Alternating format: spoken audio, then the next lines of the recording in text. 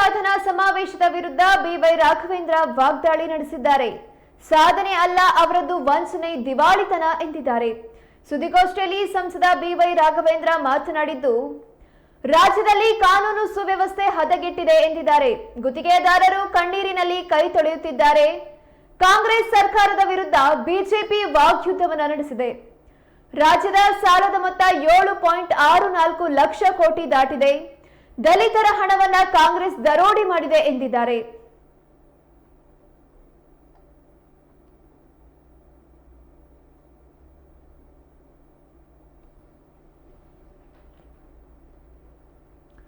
ಕಾಂಗ್ರೆಸ್ ಸರ್ಕಾರ 1000 ದಿನಗಳ ಸಾಧನೆ ಸಮಾವೇಶವನ್ನ ಹಾವೇರಿಯಲ್ಲಿ ನಡೆಸ್ತಾ ಇದೆ.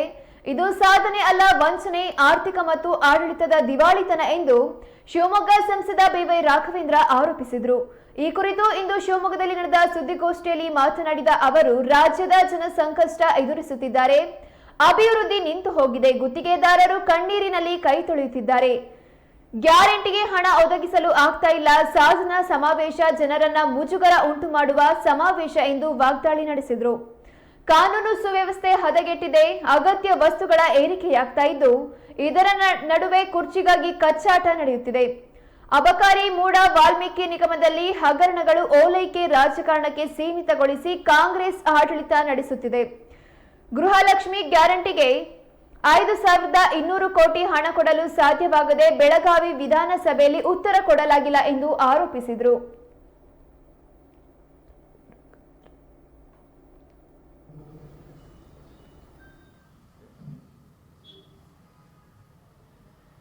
ವಚನಭ್ರಷ್ಟ ಒಂದು ಕಾಂಗ್ರೆಸ್ ಸರ್ಕಾರ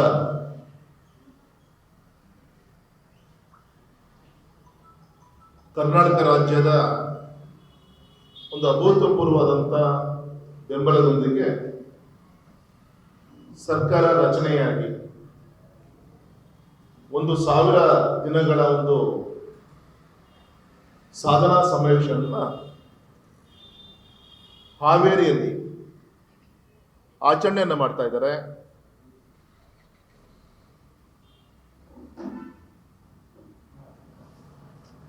ಇದನ್ನ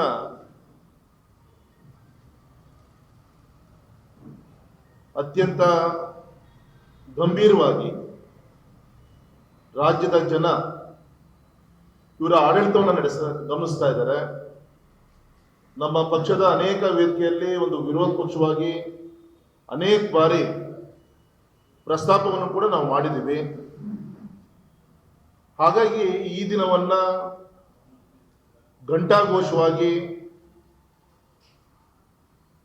ಒಂದು ಅಧಿಕೃತ ವಿರೋಧ ಪಕ್ಷವಾಗಿ ರಾಜ್ಯದಲ್ಲಿ ಯಾವುದೇ ಮುಜುಗರ ಇಲ್ಲದ ರೀತಿಯಲ್ಲಿ 1000 ದಿನದ ಸಮಾವೇಶ ಅನ್ನೋಕ್ಕಿಂತ 1000 ದಿನದ ಒಂದು ವಂಚನೆ, ಭ್ರಷ್ಟಾಚಾರ, ದುರಾಡಳಿತ,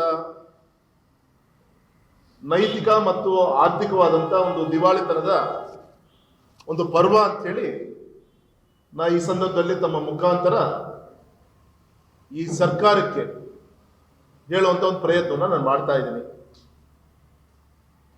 ಇದು ಸಾಧನಾ ಸಮಾವೇಶ ಅನ್ನೋಕ್ಕಿಂತ ಜನರಿಗೆ ತೊಂದರೆ ಕೊಟ್ಟಂತ ಒಂದು ಯಾತನಾ ಸಮಾವೇಶ ಅಂತ ಹೇಳಿದ್ರು ಕೂಡ ತಪ್ಪಾಗ್ಲಾರ್ದು.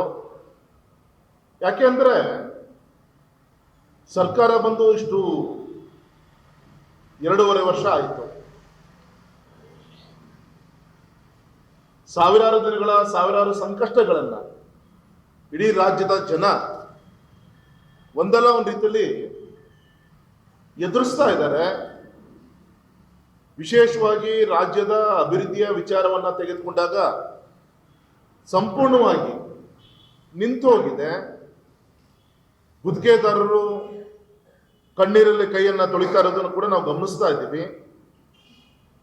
ಮತ್ತು ಅವ್ರು ಗ್ಯಾರಂಟಿ ಯೋಜನೆ ಅಂತ ಹೇಳ್ಕೊಂತ ಬಂದರು, ಮತವನ್ನು ಪಡೆದುಕೊಂಡು ಬಂದರು, ಸರ್ಕಾರವನ್ನು ರಚನೆಯನ್ನು ಮಾಡಿದ್ರು. ಮಾಡಾದ್ಮೇಲೆ ನಮ್ಮ ಯುವ ನಿಧಿಗೆ ಬಾಕಿ ಇರುವಂಥ ಸ್ಟೈಫಂಡ್ ಅನ್ನ ಕೊಡುವಂಥ ಕೆಲಸ ಈ ಸರ್ಕಾರದಿಂದ ಆಗ್ತಾ ಇಲ್ಲ. ಕೋಟ್ಯಾಂತರ ಖರ್ಚು ಮಾಡಿ ಇವತ್ತು ಹಾವೇರಿಯಲ್ಲಿ ತಮ್ಮ ಬೆನ್ನನ್ನ ತಾವೇ ಚಪ್ಪರಿಸಿಕೊಳ್ಳುವಂಥ ಒಂದು ಕಾಂಗ್ರೆಸ್ಸಿನ ಒಂದು ಸಾಧನಾ ಸಮಾವೇಶ ಅಂತ ಹೇಳಿ ಏನು ಹೇಳಲಿಕ್ಕೆ ಹೊರಟಿದ್ದಾರೆ. ಇದು ಎಲ್ಲೋ ಒಂದು ಕಡೆಗೆ ರಾಜ್ಯದ ಜನರನ್ನ ಒಂದು ಅಣಗಿಸುವಂತ ಒಂದು ರಾಜ್ಯ ಜನರನ್ನ ಮುಜುಗರಕ್ಕೆ ವ್ಯಕ್ತಪಡಿಸುವಂತ ಒಂದು ಸಮಾವೇಶ ಅಂತ ಹೇಳಿದ್ರು ಕೂಡ ತಪ್ಪಾಗ್ಲಾರ್ದು.